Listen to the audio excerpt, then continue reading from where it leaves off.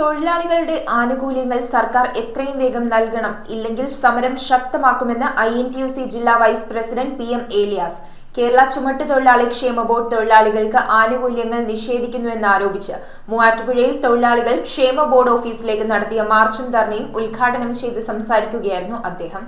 കേരള ചുമട്ടുതൊഴിലാളി ക്ഷേമ ബോർഡ് തൊഴിലാളികൾക്ക് ആനുകൂല്യങ്ങൾ നിഷേധിക്കുന്നുവെന്നാരോപിച്ച് മൂവാറ്റുപുഴയിൽ തൊഴിലാളികൾ ക്ഷേമ ബോർഡ് ഓഫീസിലേക്ക് മാർച്ചും ധർണയും സംഘടിപ്പിച്ചു. നിയോജക മണ്ഡലം പ്രസിഡന്റ് സന്തോഷ് ഐസക്കിന്റെ അധ്യക്ഷതയിലാണ് മാർച്ചും ധർണയും സംഘടിപ്പിച്ചത്. INTUC ജില്ലാ വൈസ് പ്രസിഡന്റ് PM ഏലിയാസ് ധർണയുടെ ഉദ്ഘാടനം നിർവഹിച്ചു.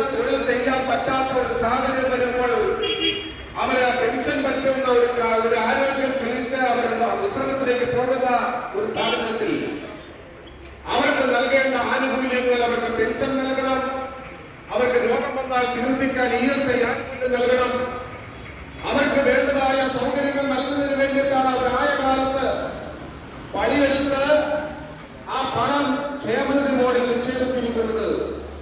പക്ഷേ ഈ ക്ഷേമനിധി ബോർഡിൽ നിക്ഷേപിച്ചിരിക്കുന്ന കോടിക്കണക്കിന് രൂപ ഈ സർക്കാർ വകമാറ്റി ചെലവഴിക്കുകയാണ്.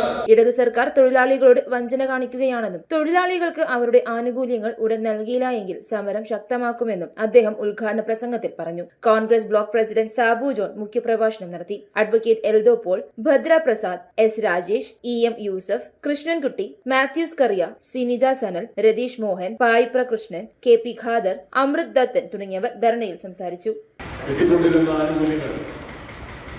എല്ലാം വെട്ടിക്കുറച്ചുകൊണ്ട് അവർക്ക് യഥാസമയം പെൻഷനുകൾ നൽകാതെ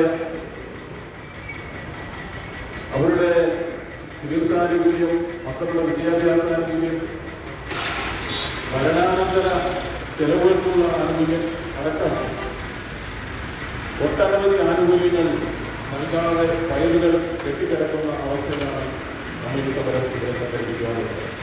news bureau, Muvattupuzha. Kopparambil ayurvedic hospital and research centre ഉഴിച്ചിൽ, lumbar spondylitis, cervical spondylitis, disc bulging കൊണ്ടുണ്ടാവുന്ന ബുദ്ധിമുട്ടുകൾ എന്നിവ ചികിത്സിക്കാൻ വിദഗ്ധരായ ഡോക്ടർമാർ. Kopparambil ayurvedic hospital and research centre